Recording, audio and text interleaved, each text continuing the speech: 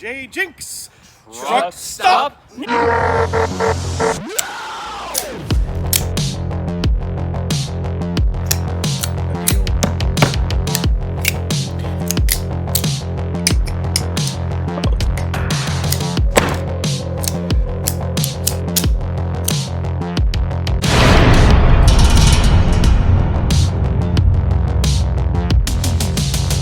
In this video, I want to have a look at more of those survival gadgety kit things.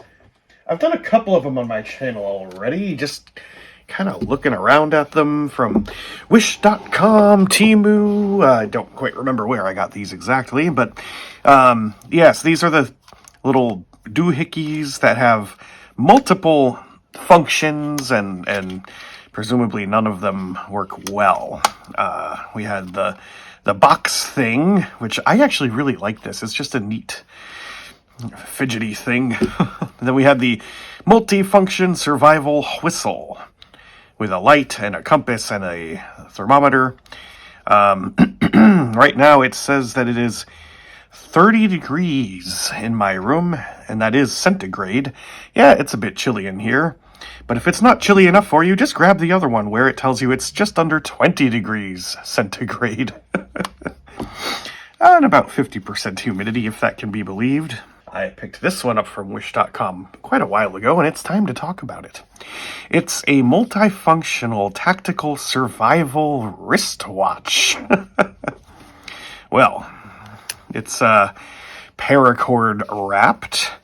It's got one of those ferro rods with a striker on the buckle, so it kind of stays hidden in there. One of the neat things is that when you buckle it, the sharp edge of the striker goes into a little slot, which I guess protects you from getting scraped while you're wearing it. And as you can see from the sound waves, or as we can see from the representation of these sound waves, this is also a whistle. Let's give it a shot.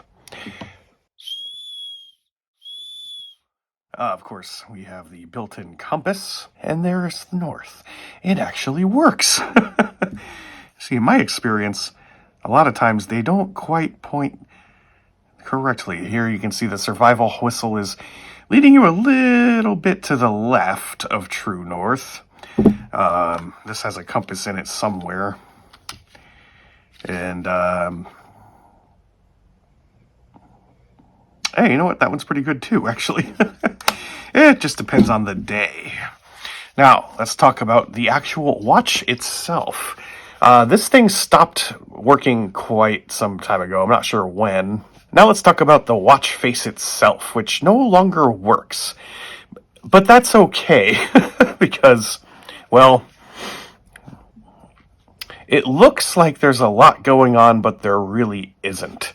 When it was ticking, of course, the second hand would move, the hour and minute hands would move. You can pull the, I don't know what that thing's called, the dial manipulator, to change the time. Notice there's also multiple other dials on the face with these kind of silvery looking fingers. Those don't do anything. They never did. They're just glued down there for decoration. They actually don't do anything. But what would they have done? Well, if you look at the top one, it says minutes, 20, 40, and 60. I don't know anything about wristwatches. And then the middle one says hour, and then the bottom one says seconds. So is it just like another watch built into the watch? Well, not in this case. And also on the watch face itself, it's telling you about the paracord. 7-core paracord. Yes, right there. You might notice there's some other switches on the side of the watch, above and below the one that actually does something, because these are dummies. They just are there for looks, to make it look like it does more than it actually does. I think that makes this really cool, actually. Gives it that novelty factor.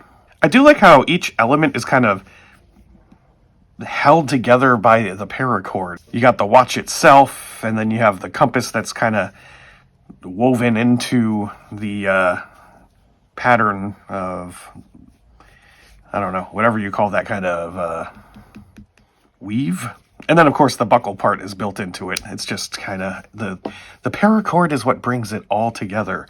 And it's kind of an interesting looking, almost a metallic camo look. There's like silver, green, black, and brown in there. Now, whenever I see stuff like this, people who do paracord, like lanyards and stuff, are, oh, you can never have too much paracord around. It's paracord. You need the paracord. I always wonder, like, how much of this is actually useful? Because I've seen stuff like this where once you unravel it, it's not as much as you think, or there's not a way to get it all in one long strand. It, like, comes apart into several. So I'm going to take this apart and see how much paracord is actually in this thing. And I can see that there's an end piece right here that I am going to try and unravel. There was nothing really holding that in. Oh, and there's another end over here.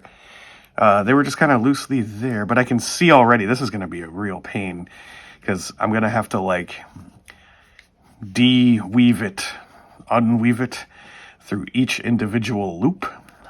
So I might get impatient after a while. Fast forward.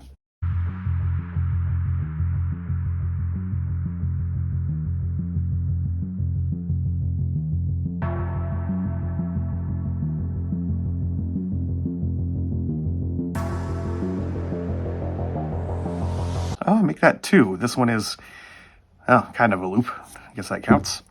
And the compass is free. It's got kind of a flexy bit of plastic for the strap bit.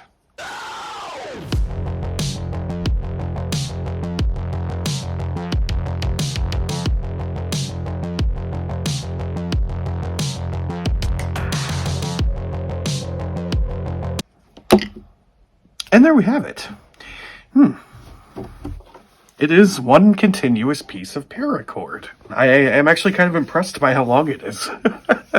Now, the watch face advertised 7 cores. So, let's slice this thing open and see what that looks like. I count 1, 2, 3, 4, 5, 6, 7. As advertised. Of the many things you can do with paracord, starting a fire is one of them. Let's try that now. Just kidding. But I do want to see if this thing can throw a spark.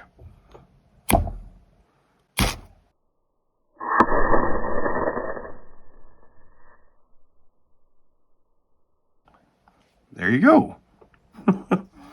That little stubby thing with this serrated bear claw looking thing, that worked pretty well, actually. Now you're sitting in the woods, trying to survive, and you have a pile of cord, but now everything else that you had, the compass, the whistle, the fire starter, the watch, they're all just kind of loose pieces now. So, I mean, I guess if it were me, I would take a little bit of the cord and maybe make myself like a little survival necklace out of each of the pieces.